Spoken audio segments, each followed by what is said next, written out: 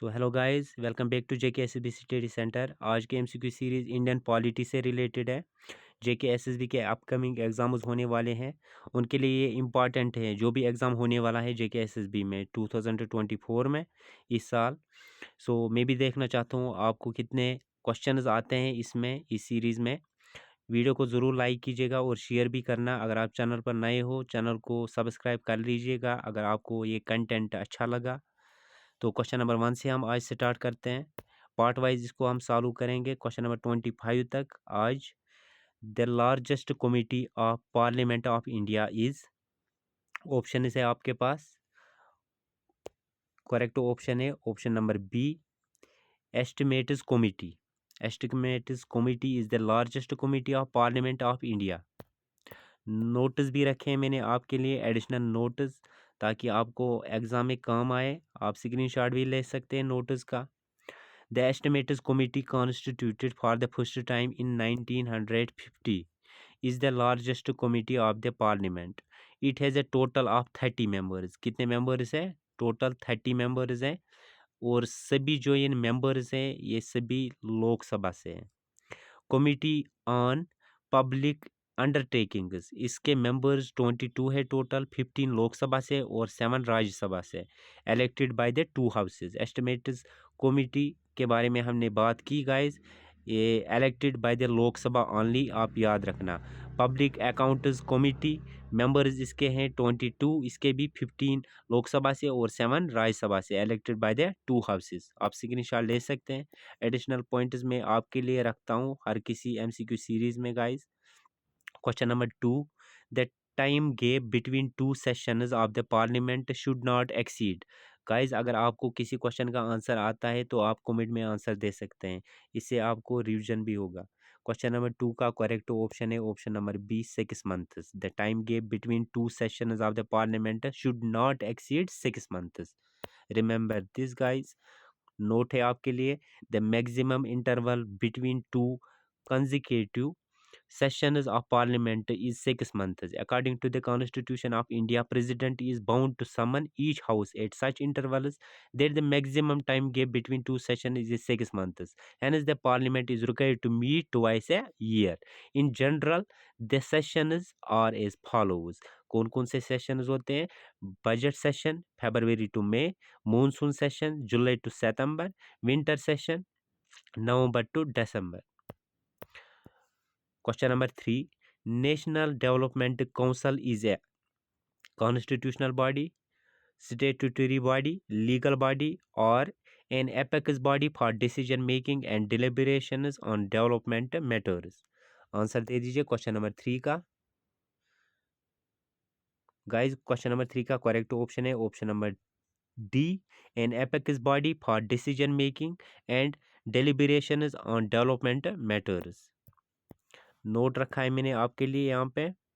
It is an apex body for decision making and deliberations on development matters, presided over by the Prime Minister of India and comprising of union ministers, chief ministers of all the states and UTs, administrators of union territories and members of planning commission. I know guys, मेरी आवाज़ आपके कानों तक कम आ रही है क्योंकि मैं mic use नहीं करता हूँ, एक्सटर्नल माइक में ऐसी लेक्चर देता हूँ। सो उसके लिए sorry. National Development Council is not a constitutional body and neither is a statutory body. The establishment of the National Development Council is not originated from the Constitution of India. National Development Council और the राष्ट्रीय विकास परिषद, राष्ट्रीय विकास परिषद भी बोला जाता है national development council को, ये आप याद रखा। आगे बढ़ते हैं क्वेश्चन नंबर 4 पे। National human rights commission was established on, कब किया गया था नेशनल ह्यूमन राइट्स कमीशन को एस्टेब्लिश? गाइस अगर आपको डेट याद है तो आंसर दे दीजिए। करेक्ट ऑप्शन है ऑप्शन नंबर ए, अक्टूबर 12 1993 में एस्टेब्लिश किया गया था नेशनल ह्यूमन राइट्स कमीशन को। नोट है आपके लिए, इंपॉर्टेंट क्वेश्चन है ये। The national human rights commission of India, abbreviated as NHRC, is A statutory body constituted on 12 October 1993 under the protection of human rights Ordinance of 28th September 1993. Justice Ranganath Mishra was the first chairman of National Human Rights Commission. The chairman and members of the National Human Rights Commission are appointed by the president. किसके through appoint होते हैं? President के through. ये भी पूछा जा सकता है आपके एग्जाम में. The commission consists of A chairperson. हमेशा बेसिक पूछा जाता है एग्जाम में गाइस. 5 फुल टाइम मेंबर्स होते हैं इसमें and 7 deemed members. Honourable Shri justice Shri L Narayan Swami is the current human rights commission chairperson. ये आप याद रखना. आगे बढ़ते हैं क्वेश्चन नंबर 5 पे.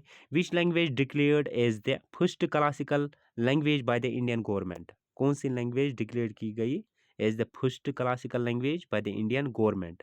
Tamil, option B Gujarati, option C Sanskrit और option D Bengali. Correct option is option number A Tamil. Tamil was declared as the first classical language by the Indian government. Note रखा है यहाँ पे. नोट्स के स्क्रीनशॉट भी आप ले सकते हैं guys. 6 languages in India namely Tamil, Telugu, Sanskrit, Kannada, Malayalam and Odia have been given the status of classical language. The first language to be accorded with that status is Tamil, declared so in the year 2024 में declared किया गया इसको Tamil language को. Sangam is the earliest period of Tamil literature. World's oldest language is Sanskrit. जैसे कि आप सबको पता है, the Sanskrit language is called Dev Bhasha. All European languages seem inspired by Sanskrit. All the universities and educational institutions separate across the world consider Sanskrit as the most ancient language. Additional points है यहाँ पे. Languages किस schedule में है? 8th schedule में आते हैं of the Indian constitution. Deals with the official language in India. 22 official languages है have been mentioned in the Indian constitution में. कितने लैंग्वेजेस? 22. आगे बढ़ते हैं क्वेश्चन नंबर 6 पे. Separation of the judiciary from the executive is enjoined by. Option is है option A preamble, option B directive principles of state policy, option C fundamental rights और option D judicial decision. So answer दे दीजिए. Correct option है option number B directive principles of state policy. Note रखा है आपके लिए यहाँ पे इंपॉर्टेंट नोट है. Article 336 to Article 51 of our Constitution deals with the directive principles of the state policy. Guys directive principles के बारे में हर किसी एग्जाम में क्वेश्चन आते हैं, हमेशा आते हैं डायरेक्टिव प्रिंसिपल्स पर. ये किस आर्टिकल में आते हैं? Article 36 to Article 51. Remember this. And article 50 prescribes the separation of judiciary from the executive. The directive principles of state policy is not enforceable. The 7th schedule to the constitution of India specifies the allocation of powers and functions between the union and the state legislatures. It embodies 3 lists, namely the union list, the state list and the concurrent list. concurrent list के बारे में भी पूछा गया है इससे पहले जेकेएसबी ने. 9th शेड्यूल क्या डील करता है? It deals with the state acts and regulations of they deal with land reforms and abolition of the zamindari system. Question number 7. Right to property is a. Right to property क्या है guys? Human right है, legal right है या judicial right और fundamental right? Answer दे दीजिए guys question number 7 का. Correct option है लीगल राइट. कॉन्स्टिट्यूशनल राइट भी इसे कहा जाता है. The right to property is a legal right as well as a constitutional right. ये आप याद रखना. अगर लीगल राइट ऑप्शन में नहीं हो एग्जाम में, कॉन्स्टिट्यूशनल राइट हो तो कॉन्स्टिट्यूशनल राइट को मार्क करना. Question number 8. Money bills do not require the approval of the dash. Option A Rajya Sabha, option B Lok Sabha, option C both and B और option D none of the above. Question number 8 का correct option है option number A Rajya Sabha. Money bills do not require the approval of the Rajya Sabha. Note, you can make the screenshots on the notice. Money bills do not require the approval of the Rajya Sabha. Only the Lok Sabha needs to pass it. Even if the upper house does not pass a money bill within 14 days, it is deemed to have been passed by both houses of parliament after the expiry of the above period. So there is no case for a joint sitting in the case of a money bill. Question number 9. The post of Deputy Prime Minister is option A mentioned in the Constitution, option B not mentioned in the Constitution, or option C created by an act of Parliament, or D option convention. Question number 9 का correct option है option number B not mentioned in the Constitution. The post of Deputy Prime Minister is not mentioned in the Constitution, guys. Note है आपके लिए, the constitution of India does not mention the post of deputy prime minister. The deputy prime minister of India is a member of the union cabinet.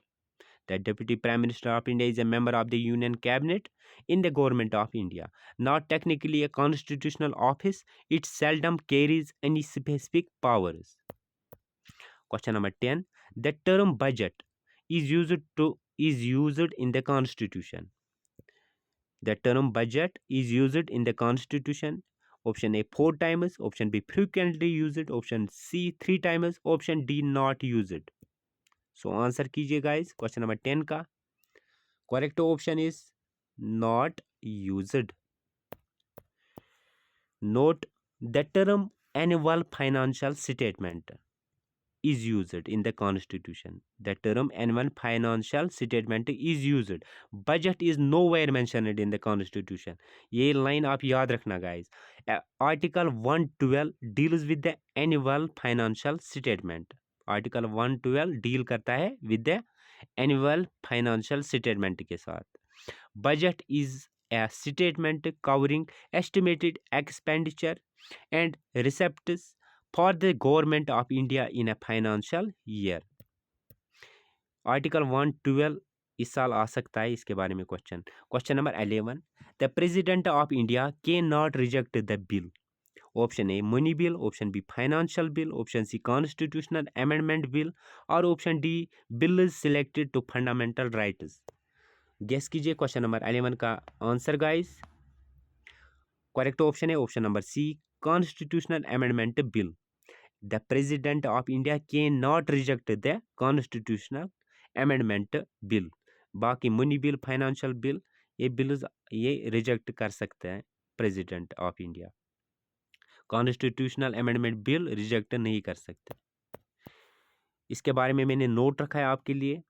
A money bill can only, important note guys, a money bill can only be introduced in parliament with the prior permission of the President of India. The money bill cannot be returned by the President to the parliament for its reconsideration as it is presented in the Lok Sabha with his permission. Money bill can be introduced only in Lok Sabha, the directly elected people's house of the Indian Parliament. Money bills passed by the Lok Sabha are sent to the Rajya Sabha. When a money bill is returned to the Lok Sabha with the recommended amendments of the Rajya Sabha, it is open to the Lok Sabha to accept or reject any or all of the recommendations. A money bill is deemed to have passed both houses with any recommended amendments the Lok Sabha chooses to accept and without any that it chooses to decline. The definition of money bill is given in Article 110 of the Constitution of India. It is decided by the Speaker of Lok Sabha that the bill is not, that the bill is money bill or not. ये decide कौन करता है? Speaker of Lok Sabha. A financial bill is not a money bill unless it fulfills the requirement of Article 110. Question number 12. Zonal councils are provided. Option A by the Constitution, option B by Parliament Act, option C under the 42nd Amendment Act, option D by Presidential Ordinance. By Presidential Ordinance. 42nd amendment act को mini constitution भी कहा जाता है, ये guys आपको पता ही होगा. Question number 12 का करेक्ट ऑप्शन है option number B by parliament act. By parliamentary act, यहाँ पे बाय पार्लियामेंट्री एक्ट है गाइस. ठीक है गाइस, यहाँ पे नोट रखा है मैंने आपके लिए. इधर नोट का आप स्क्रीनशॉट ले सकते हैं, इंपॉर्टेंट नोट है. Fakhruddin Ali Ahmed was the President of India ये याद रखना guys. When the 42nd amendment to the constitution was passed, तब कौन थे प्रेसिडेंट ऑफ इंडिया के? Fakhruddin Ali Ahmed. The fundamental duties of citizens were added to the constitution by the 42nd amendment in 1976 upon the recommendations of the Swaran Singh committee. ये आप सबको पता होगा। That was constituted by the government. Amendment of the preamble 42nd amendment जो act था, इसमें क्या किया गया था? अमेंडमेंट किया गया था प्रेम्बल में भी। 42nd amendment change the description of India from, ये आया था JK SSB में इससे पहले, sovereign democratic republic to a sovereign socialist secular. ये आपको पता होगा सेक्युलर, और क्या वर्ड इन्होंने क्या ऐड किया? इंटीग्रिटी भी ऐड किया। And also change the word unity of the nation to unity and integrity of the nation. The 42nd amendment act of 1976 added 10 fundamental duties to the Indian Constitution. The 86th Amendment Act of 2022 later added the 11th fundamental duties to the list. Guys मैंने आपको fundamental duties के बारे में पढ़ाया है, theory based है वो। आप प्ले लिस्ट में जाके आप वहाँ पे इंडियन पॉलिटी सर्च कर सकते हैं, देख सकते हैं, उसमें इंडियन पॉलिटी के रिलेटेड MCQs भी और थ्योरी बेस्ड टॉपिक्स भी आपके एग्जाम के लिए इंपॉर्टेंट है, देख लेना guys. The fundamental duties are dealt with in article 51A under part IVA of the Indian constitution. आप स्क्रीनशॉट ले सकते हैं। Remember, additional point है यहाँ पे, the 42nd amendment of the Indian Constitution is also known as the mini constitution. It was enacted in 1976 during the emergency.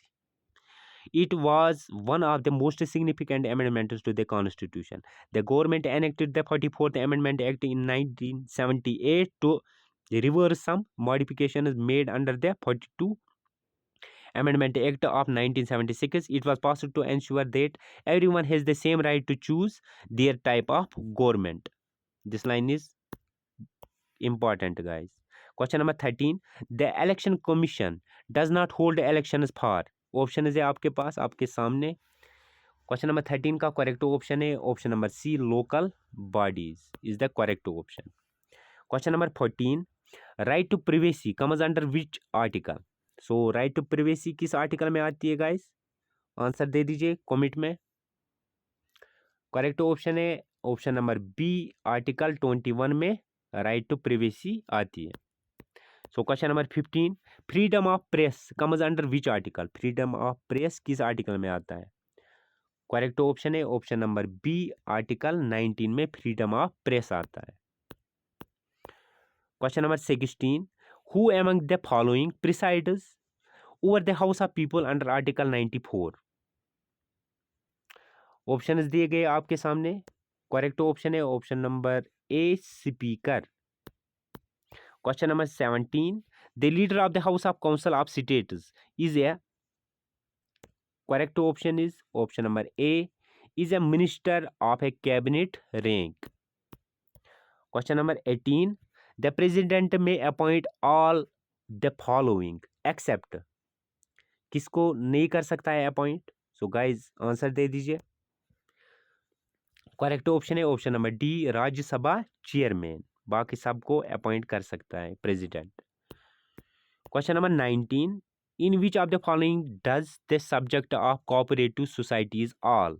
Option है आपके पास union list, state list, concurrent list, residuary power of union government.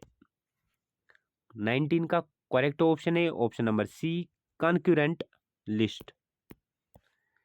Note है आपके लिए, the concurrent list और list third is a list of 52 items given in the 7th schedule to the constitution of India. किस schedule में है? 7th schedule में। Concurrent के बारे में आपको पूछा जा सकता है। It includes the power to be considered by both the union and state government. The legislative session is divided into 3 lists. Legislative section is divided into 3 lists. Remember these lists, guys: union list, state list, and concurrent list. Question number 20.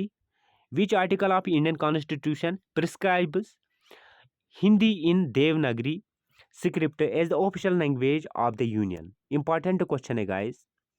Correct option है question number 20 का option number C in article 343। नोट रखा है आपके लिए इधर, यहाँ पे आर्टिकल्स दिए गए हैं, मैंने इस पे एक्सप्लेन करके रखा है। Note article 341 of the Indian constitution authorises the president to declare certain castes and classes as scheduled castes. Scheduled castes पे भी क्वेश्चन आते हैं। In a state or a union territory it also states that the parliament can include or exclude any caste or tribe from the list. Article 342A gives the president power to identify backward classes in each state and union territory. The president can notify a community as socially and educationally backward. While the Constitution was adopted in 1950, Article 343 declared that Hindi would be the official language and English would serve as an additional official language for a period not exceeding 15 years.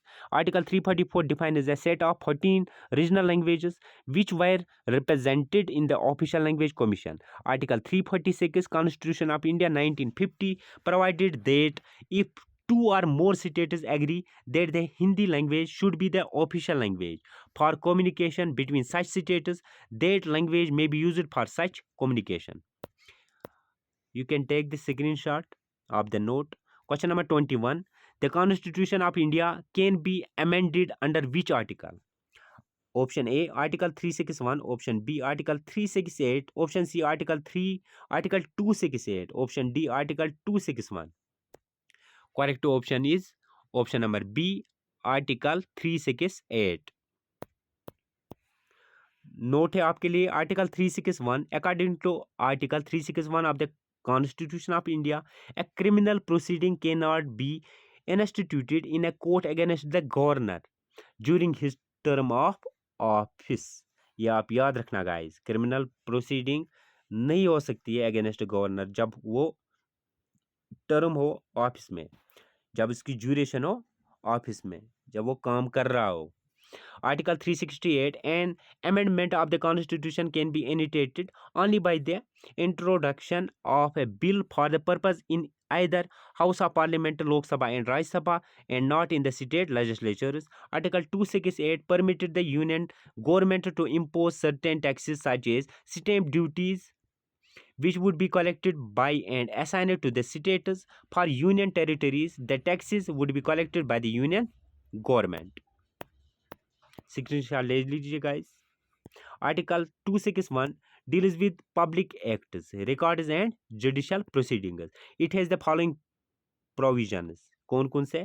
Full faith and credit shall be given throughout the territory of India to public acts, records and judicial proceedings of the union and of every state. Question number 22. A member of parliament can claim immunity. Option A, from civil cases only. Option B, from criminal cases only. Option C, both from civil as well as criminal cases. Option D, cannot claim immunity either from civil or from criminal cases. Correct option is option number A, from civil cases only. A member of parliament can claim immunity from civil cases only. Remember this point, guys. Question number 23. Who among the following has held both the office of Chief Justice of India and acting president? So guys, important question है question number 23. Option है आपके पास GV Malvankar, option B VV Giri, option C Mohammad Hidayatullah, option D APJ Abdul Kalam. Correct option is option number C Mohammad Hidayatullah. Question number 24. How many states are required to ratify certain amendments to the Constitution? Option है आपके पास not less than half the number, option B 3/4 of the number, option C at least 10 states और option D all states in some cases. So answer कीजिए question number 24 का. Correct option है option number A not less than half the number. Question number 25 आज की इस MCQ series का last question है guys. The 9th schedule of the constitution of India was. Option A, added by the First Amendment. Option B, added by the 24th Amendment. Option C, added by the 42nd Amendment. Or option D, a pact of the original Constitution. Correct option है question number 25 का option number A, added by the first amendment. The 9th schedule of the constitution of India was added by the first amendment. Note रखा है इसमें. The 9th schedule, it became a part of the constitution in the first constitutional amendment act 1951. It contains a list of central and state laws which cannot be challenged in courts. Currently 284 such laws are shielded from judicial review by the first constitution amendment act 1951. 13 laws, कितने laws? 13 laws were added to the 9th schedule. So guys, thanks for watching this video last तक. So channel को ज़रूर subscribe कर लेना अगर आपको ये content अच्छा लगा. सो मिलते हैं अगले वीडियो में. पार्ट 2 इसका मिस नहीं करना. तब तक के लिए टेक केयर.